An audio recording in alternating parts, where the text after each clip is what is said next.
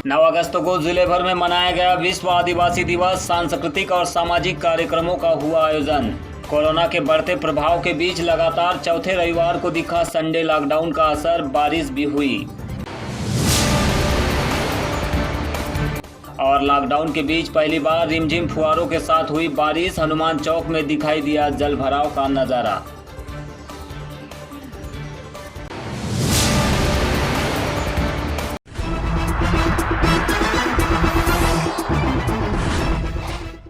नौ अगस्त को जिले भर में विश्व आदिवासी मूल निवासी दिवस समारोह पूर्वक मनाया गया। इस दौरान नगर के सिवनी मार्ग पर स्थित आदिवासी सामुदायिक भवन में सामाजिक और सांस्कृतिक कार्यक्रम आयोजित किए गए, जिसमें सीमित संख्या में सर्व आदिवासी समाज के पदाधिकारी, युवा, महिला शामिल हुए। कार्यक्रम की शुरुआत बड़ादेव पूजन के साथ हुई। इसके बाद विभिन्न पदाधिकारियों ने मंच के माध्यम से आदिवासियों के संवैधानिक और मूलभूत अधिकारों को लेकर अपने विचार रखे। कार्यक्रम में प्रमुख रूप से हिरासन उइके, आदिवासी विकास परिषद अध्यक्ष भुवन सिंह कोराम, दिनेश धुर्वे सहित अन्य पदाधिकारी मौजूद रहे।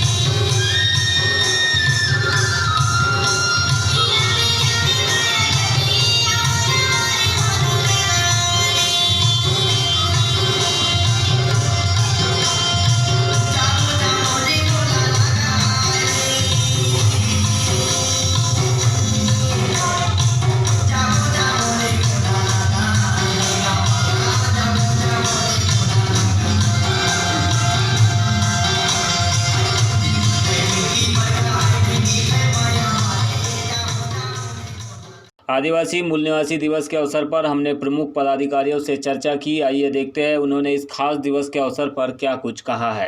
क्या लगता है पूरे विश्व में इस दिवस को एक इंडिजिनस राइट्स के तौर पर मनाया जाता है, लेकिन हम देख रहे हैं कि राइट्स की बात कम हो रही है और सांस्कृतिक और सामाजिक कार्यक्रम ज़्यादा हो रहे हैं। क्या मानेंगे आप? हाँ, ये संयुक्त राष्ट्र संघ ने एक गोष्ठी की थी 1982 में।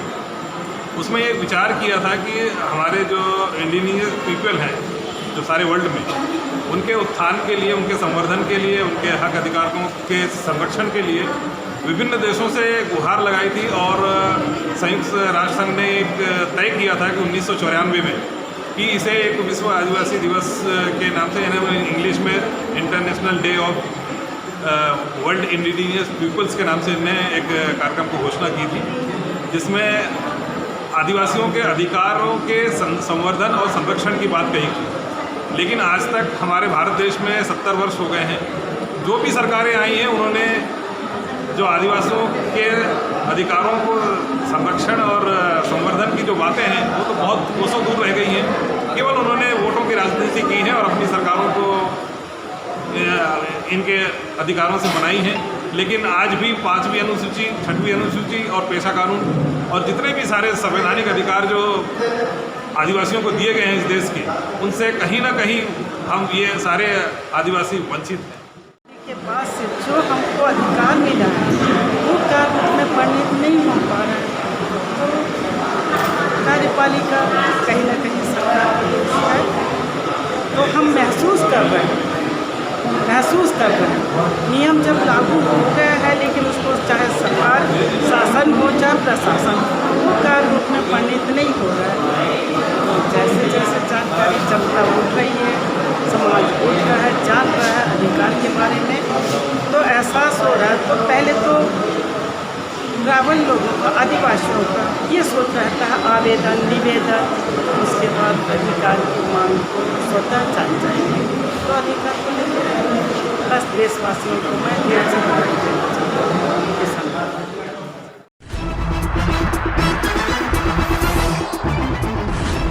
कोरोना कोरोना संक्रमण के बढ़ते मामलों को देखते हुए भले ही राज्य सरकार ने बाजारों को पूरी तरह खोल दिया हो, लेकिन संडे लॉकडाउन अभी भी जारी है।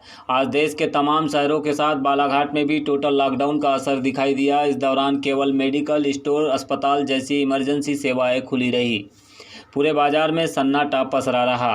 लॉकडाउन के बीच इस रविवार को सुबह से ही बारिश का दौर भी जारी रहा। इसके चलते भी लोग घरों से बाहर नहीं निकले और लॉकडाउन का पालन करते दिखाई दिए।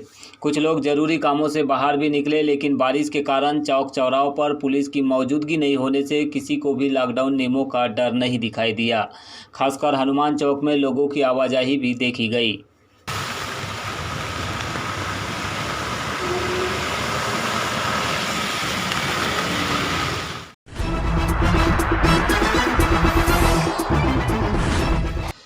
मानसून सीजन में पहली बार बालाघाट जिले में सावन की फुहारों का नज़ारा दिखा है। बीते 2 दिनों से आसमान में डेरा जमाए काले बादलों ने रविवार को जमकर बारिश कराई। कल सुबह से देर शाम तक रिमझिम फुहारों का दौर चलता रहा, जिससे नगर के निचले इलाकों सहित हनुमान चौक में एक बार फिर जलभराव का नज़ारा दिखाई दिया। यहाँ पर होटल गुलमोहर से लेकर हनुमान मंदिर तक सड़कों पर घुटनों तक पानी दिखाई दिया। हालांकि लॉकडाउन के चलते लोगों की आवाजाही नहीं होने से इसका यातायात पर कोई खास असर नहीं हुआ, लेकिन निचले इलाकों में जलभराव के चलते लोगों को दिक्कतों का सामना भी करना पड़ा है। मौसम विभाग ने जिले में भारी बारिश की चेतावनी देते हुए अलर्ट जारी किया है। फिलहाल जिले में सीजन की औसत बारिश भी काफ़ी कम है।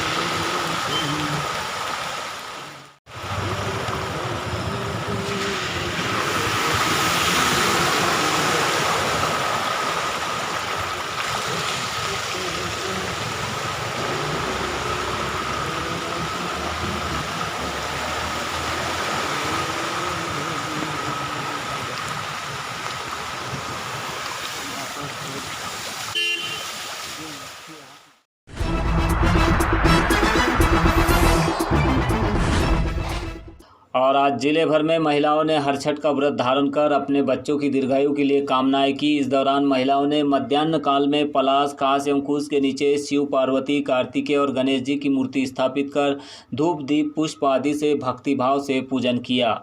आपको बता दें कि भाद्रपद माह के कृष्ण पक्ष की षष्ठी को यह पर्व मनाया जाता है। इस दिन भगवान श्री कृष्ण के बड़े भ्राता बलराम जन्मोत्सव का भी आयोजन होता है। यह व्रत संतान की लंबी आयु के लिए माताओं के द्वारा रखा जाता है। पुत्रों की दीर्घायु और सुख संपन्नता के लिए हल षष्ठी का व्रत बेहद खास माना जाता है।